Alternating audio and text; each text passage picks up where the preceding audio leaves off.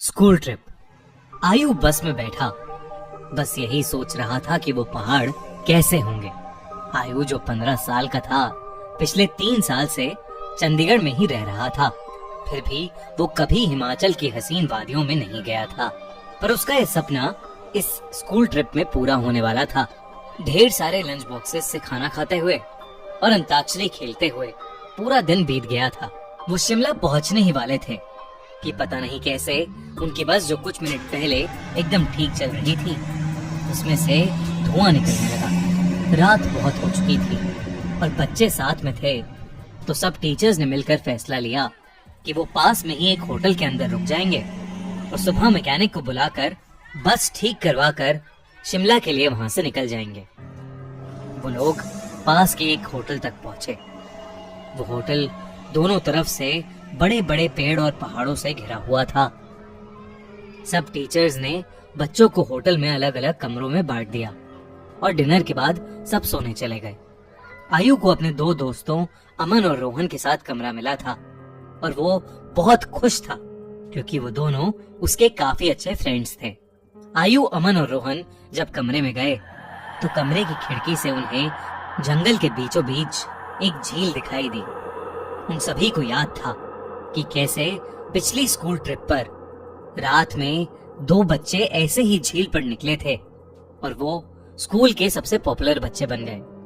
तो उन तीनों ने भी प्लान बनाया कि इस बार वो भी कुछ कारनामा करेंगे। उन्होंने सोचा कि वो होटल से छुपके से निकल जाएंगे और उस झील पर जाकर फोटो खींचकर वापस आ जाएंगे। जैसे ही होटल का गार्ड सो गया, वो तीनों निकल गए। झील दिखने में तो होटल से ज्यादा दूर नहीं लग रही थी, पर वो तीनों करीब आधा 1 घंटा झील की तरफ चले जा रहे थे और जंगल का रास्ता था कि खत्म ही नहीं हो रहा था। ठंड बहुत ज्यादा बढ़ चुकी थी और उस सुनसान जंगल में उन तीनों की ठंड के मारे हालत खराब हो रही थी। उन्होंने अपना फोन चेक किया तो उसमें सिग्नल नहीं था।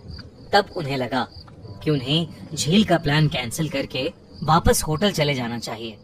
अपने फोन की फ्लैशलाइट के सहारे वो वापस होटल का रास्ता ढूंढने लगे। रास्ता ढूंढते ढूंढते अमन और आयु, जो रोहन के थोड़ा आगे चल रहे थे, जब पीछे मुड़े तो उन्होंने देखा कि रोहन वहां था ही नहीं। तभी उन्हें अपने पास में से किसी के भागने की आवाज आई। वो बहुत घबरा गए, पर क्योंकि वो रोहन को अकेला नहीं छोड़ सकते थे, तो उन्होंने उस कदमों की आवाज का पीछा किया।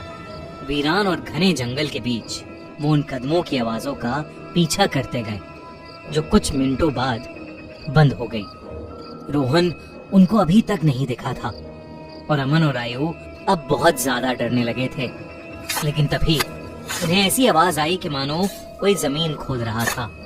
वो धीरे धीरे उस आवाज के पास गए और झाड़ियों के पीछे से उन्होंने देखा कि और कोई नहीं बल्कि रोहन ही जंगल में एक गड्ढा खोद रहा था। उन्होंने डर के मारे रोहन को पुकारा। रोहन उनकी तरफ मुड़ा और उन्हें गुस्से से भरी आंखों से देखने लगा। उसकी आंखें एकदम काली पड़ चुकी थीं, जैसे किसी ने उसके अंदर से आंखें ही निकाल ली हो। अमन रोहन के पास गया और उसने रोहन के कंधे पर हाथ रख के उससे पूछा कि उसे क्या हुआ है। लेकिन रोहन के कंधे पर हाथ रखते ही रोहन अमन के ऊपर चिल्ला उठा और रोहन ने उसे एक बहुत तेज धक्का दिया। अमन काफी दूर जाकर गिरा। रोहन के अंदर कोई अजीब सी शक्ति आ चुकी थी। आयु भागा भागा अमन के पास गया।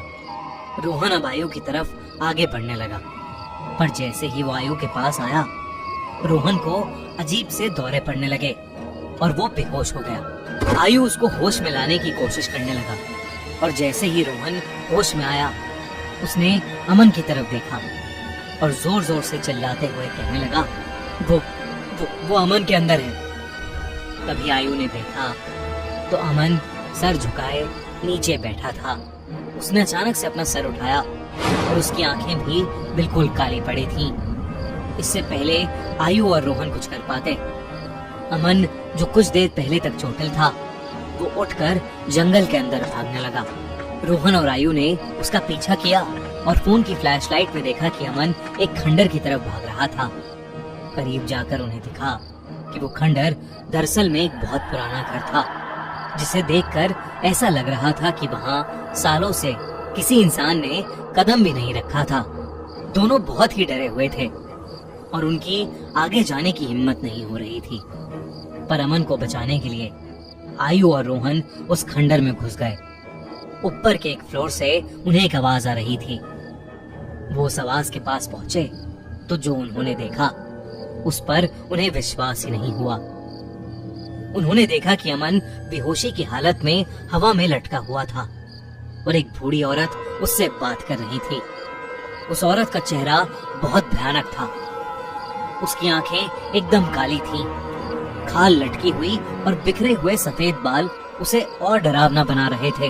वो दोनों उस औरत को देखते ही वहां से बाहर भागे। वो औरत भी उनके पीछे पीछे आने लगी। आयु और रोहन जल्दी से सीढ़ियों से नीचे उतरे और उस खंडर के घर के दरवाजे तक पहुंचे। उन्होंने जब मुड़कर एक बार पीछे देखा तो वो बूढ़ी औरत किसी कीड़े की तरह रेंगती हुई सीढ़ियों से उतर रही थी और उनके पास ही आ रही थी। वो किसी तरह वहां से निकलकर जंगल की ओर भागे और भागते चले गए। भागते भागते उन्हें पता नहीं चला कि कब वो उस झील के पास आ गए थे, जिस झील की तलाश में वो होटल के बाहर निकले थे। रोहन और आयु दोनों भागते भागते उस झील के अंदर गिर पड़े और डूबने लगे। उन्हें ऐसा लग रहा था कि जैसे कोई उन्हें अंदर खींच रहा हो। आयु किसी तरह झील से बाहर आ गया, पर उसकी आंखों के सामने रोहन झील में डूब गया और वो कुछ भी नहीं कर सका। आयु ये सब देखकर इतना घबरा गया कि उसे चक्कर आने लगे और वो वहीं बेहोश होकर गिर पड़ा। आयु की जब सुबह आंख खुली तो वो उसी होटल के कमरे में था। वो भागकर बाहर गया तो बाहर पुलिस की बहुत सी टीम्स थीं और जमीन पर सफेद चादर में लिपटी हुई रोहन और अमन की लाश पड़ी थी। पुलिस ने तो इसे मर्डर घोषित कर दिया था, पर आसपास के रहने वालों ने बताया कि कई साल पहले उस जंगल में एक बूढ़ी औरत रहती थी। वहां उसका एक घर था। सभी से अलग वो औरत चैन से रहती थी। पर एक रोज उसके घर को कब्जाने के लिए पास के गांव के कुछ लोगों ने उसके साथ बदसलूकी की और उसे मारकर उस झील में फेंक दिया। तब से कोई भी इंसान रात में जंगल की ओर या उस झील के पास नहीं जाता। कहते हैं कि उस बूढ़ी औरत की आत्मा अभी भी वहां अपने बदले के लिए भटकती है। काश ये बात इन तीनों दोस्तों को पता होती तो शायद आज आयु के साथ साथ रोहन और अमन भी जिंदा होते।